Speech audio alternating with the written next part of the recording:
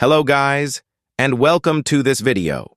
Today, I'm going to show you how to download Autosport on both Android and iPhone. So, without wasting any time, let's get started. The first thing you need to do is go to Settings on your device. If you're using an iPhone, tap on General, then select Software Update. Make sure your iPhone is up to date, as running an outdated version of iOS might cause issues while downloading the game. Once that's done, open the App Store on iPhone or the Play Store on Android. In the search bar, type Autosport and then tap on the game when it appears in the results. Here, you'll see the option to purchase the game. Before proceeding, ensure that your payment method is set up correctly, as you'll need to complete the payment to download and play the game.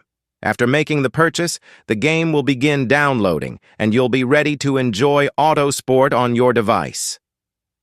That's it for this video.